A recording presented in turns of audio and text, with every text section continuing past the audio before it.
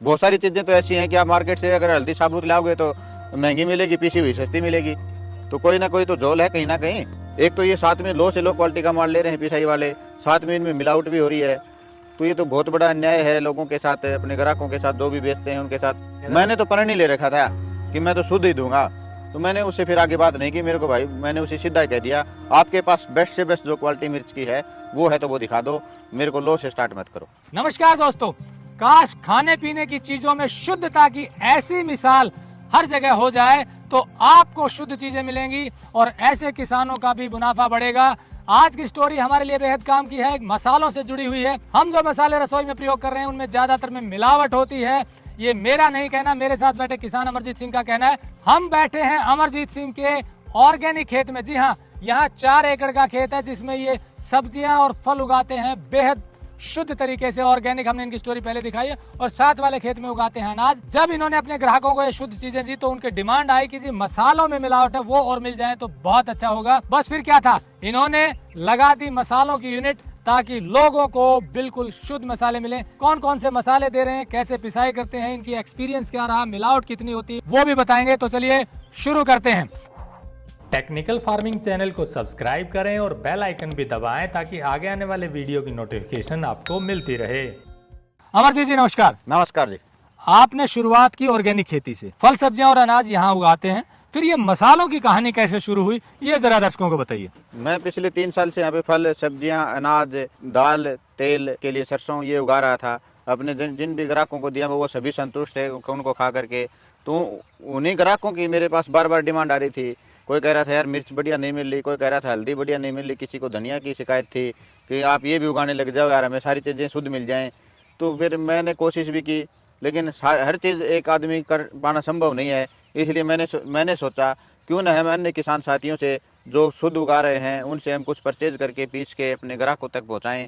ये सोच के मैंने मसाले का काम स्टार्ट किया। तो क्या क्या मसालों की पिसाई शुरू की और जब आपने मार्केट में मसालों की सर्वे किया तो क्या निकल कर आया? मैंने ये सब सोच के फिर मैं मार्केट में गया। मैं देखने घूमने फिरने बड़े जो होलसेलर हैं मसालों के उनके पास गया, भाई देखेंगे कहाँ पे क्या मिलता है, कहाँ पे बढ़िया मिलेगा, कहाँ पे क्या कुछ होगा। जो ही मैं मार्केट में गया तो मेरे को दुकानदारों ने ही बता दिया कि मैं जो कि मेरे को पिसाई वाला समझ के वो मेरे को लो से लो क्वालिटी की चीज़ दिखा रहे थे। हल्दी वाला हल्दी लो से लो दिखा रहा था, धनिया वाला लो धनिया दिखा रहा था, मिर्च वाला घटिया मिर्चें जो उनके पास होती हैं वो दिखा रहा था। मैं उसे पूछता था भाई ये चीज़ें क्यों दिखा रहे हो, भाई मेरे को अच्छी दिखाओ। तो उन्होंने बताया कि पिसाई वाले यही लेके जाते हैं। तो मेरे को उस वहाँ पे मेरे को ये समझ में आया कि बहुत बड़ा धोखा है यहाँ। तो एक तो ये साथ में लो से लो क्वालिटी का माल ले रहे हैं पिसाई वाले, साथ में इनमें मिलावट भी हो रही है। तो ये तो बहुत बड़ा अन्याय है लोगों के साथ, अपने ग्राहकों के साथ, जो भी बेचते हैं उनके साथ। क्यों न उसकी बजाय हम थोड़ा पैसे ही फालतू ले लें, हर आदमी को शुद्ध दे दें, क्या उसमें अपने को भी फायदा है, लेने वाले को भी फायदा है। तो फिर आपने क्या क्या पिसाई शुरू की, क्या क्या चीजें ली? मैंने शुरुआत में मैंने बेसन है, धनिया है, हल्दी है, मिर्च है, गरम मसाला है, सेंधाना में कहीं से शुरुआत की है जी। तो ये जो पिसाई आपने शुरुआत की है, इसके बाद जब लोगों को आपने दिया तो क्या रिस्पॉन्स आया? तो अपने उन ग्राहकों को जो मेरे से परमानेंट जुड़े हैं उनके घर पे मैंने थोड़ा थोड़ा मसाला पहुंचाया। तो खाते ही सबके दूसरे दिन ही फ़ोन आने शुरू हो गए, भाई वास्तव में मतलब हमने कि आज पहली बार शुद्ध मसाले खाए हैं, तो क्यों ना आप ये बड़े स्तर पर काम करो। उनसे मैंने प्रभावित होकर उनका रिस्पॉन्स देख करके मैंने ये काम स्टार्ट किया। आपने बताया कि एक तो घटिया क्वालिटी का माल देते हैं पिसाई के लिए और फिर ऊपर से मिलावट भी कर देते हैं। तो जैसे मिलावट की बात करें, मिर्ची में, हल्दी में, धनिये में क्या मिलावट? मैं पहले मिर्ची वाले दुकानदार के पास गया था, भी मैंने कहा कि मेरे को पिसाई के लिए मिर्ची चाहिए, अच्छी क्वालिटी की मिर्ची दिखा। तो उसने कहा भी पिसाई करनी है तो आपको अच्छी क्वालिटी क्यों, आपको पिसाई के हिसाब की मिर्च दूंगा, आपका भी दवाने का फायदा होगा। तो उन्होंने मेरे को सबसे घटिया मिर्चें दिखाई जिसमें टुकड़े फुकड़े, पीली मिर्चें, काली मिर्चें, इनके डंठल बहुत ज़्यादा थे उसके अंदर। तो मैंने कहा भाई ये तो लगेंगी नहीं, पीसेंगे तो ये लगेंगी लाल मिर्च हैं। उन्होंने आपको इस बात का भी समाधान बताएंगे कि ये लगेंगी लाल मिर्च। मैंने उससे पूछा नहीं भी क्या मिलाने की बताएगा आप, लेकिन मैंने वही समझ गया था कि क्या कुछ हो रहा है। मैंने तो प्रण ही ले रखा था कि मैं तो शुद्ध ही दूंगा। तो मैंने उससे फिर आगे बात नहीं की। मेरे को भाई मैंने उसे सीधा ही कह दिया, आपके पास बेस्ट से बेस्ट जो क्वालिटी मिर्च की है वो है तो वो दिखा दो, मेरे को लो से स्टार्ट मत करो। फिर हल्दी की बात की तो इसी प्रकार हल्दी वाले के पास गया, भाई मेरे को बढ़िया से बढ़िया सेलम हल्दी चाहिए। सेलम जो वैरायटी हल्दी की वो सबसे बेस्ट होती है खाने में। तो उसने कहा कि आपको सेलम तो दे दूंगा मैं, पर लेकिन आप इतनी फ्रेश हल्दी क्यों मांग रहे हो, आप पिसाई कर रहे हो। तो हमारे पास सेलम हल्दी के टुकड़े होते हैं, छोटे टुकड़े।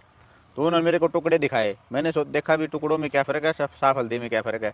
तो जो साफ़ सुथरी जो हल्दी की गांठें होती है वो बिल्कुल साफ़ होती हैं, टुकड़े कटे हुए होते हैं। जो कट जाता है, जो हरा पीस कटेगा सब्जी का किसी भी चीज़ का, तो वहाँ से कालापन ले लेगा।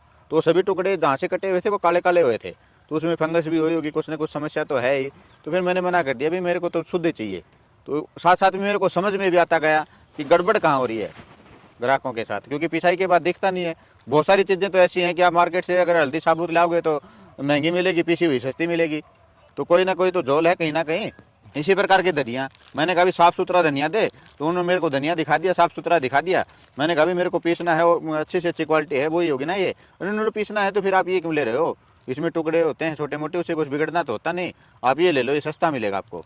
तो हर जगह यही होता है। सेंधा नमक के पास, सेंधा नमक वाले से मैंने सेंधा नमक लिया तो मेरे को पता चला कि 2 तरह का सेंधा नमक होता है। एक पाकिस्तान का होता है जो शुद्ध, जो हमें सही सेंधा नमक मानते हैं, जो सिंध में निकलता है, पाकिस्तान के सिंध प्रांत में। एक आता है ईरान से, उसमें मतलब डबल का फर्क है पैसे का। ज़्यादातर हमें जो ईरान वाला सेंधा नमक जिसको बोलते हैं, ईरान वाला जो पत्थर है वही पीस के देते हैं, जबकि शुद्ध पाकिस्तान वाला है। ऐसे ही बेसन में, बेसन का पता क्या, मैंने दाल के चने के, मेरे पास मील नहीं थी, मैं मील में गया दाल बनाने के लिए। शुरुआत में दाल चाहिए हमें बेसन के लिए, तो उन्होंने 2 तरह की दाल दिखाई।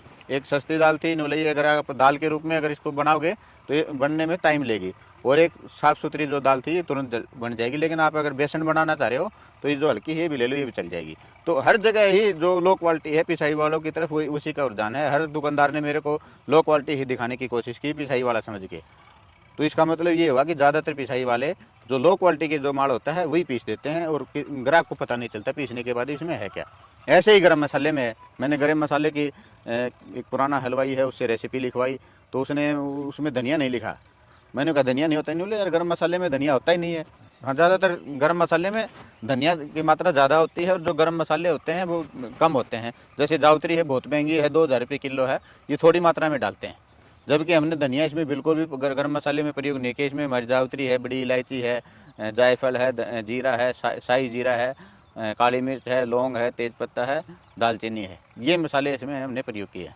एक बात है गरम मसाले में क्या है कि जो मार्केट में हम गरम मसाला खरीदेंगे उस भाव में हम गरम मसाला किसी भी हालत में तैयार नहीं हो सकता, क्योंकि ये सारी चीज़ शुद्ध डालोगे तो बहुत महंगा तैयार होता है। ये मेरी कोशिश ये है, बेशक महंगा हो जाए लेकिन देनी शुद्ध है, ताकि ग्राहक को अच्छा माल मिले। तो मतलब ये हुआ कि आप जहाँ भी गए वहाँ आपको या तो घटिया दर्जे की लो क्वालिटी के प्रोडक्ट दिखाए गए पीसने के लिए, और बाद में पता चला कि मिलावट भी होती है। हाँ जी। तो देखिए मसालों में 2 जगह मिलावट हुई।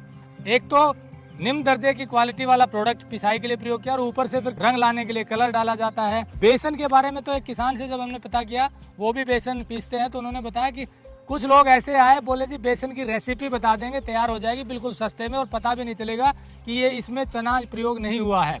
तो ऐसी मिलावट होती है। और ऐसे ही धनिये में पता चला कि धनिये में कोई एक इसी तरह का और प्रोडक्ट आता है, वो धनिये जैसा ही दिखता है, उसको पीस के मिला देते हैं, और धनिये के जो डंठल बचते हैं पीछे जो फल के बाद, उसको पीस के मिला देते हैं। मतलब हर जगह मिलावट। जैसे गरम मसालों में बताया कि गरम मसालों में गरम मसाला होता ही नहीं, धनिया ज़्यादा प्रयोग होता है। इसी तरह हल्दी में भी कलर लाने के लिए मिलावट कर देते हैं। ऐसे ही सेंधा नमक की बात की इन्होंने, उसमें ईरान का आता है और एक पाकिस्तान सिंध का। पाकिस्तान सिंध वाला ज़्यादा बेहतर है, वही प्रयोग करना चाहिए, लेकिन उसमें भी दूसरे वाला मिलता है।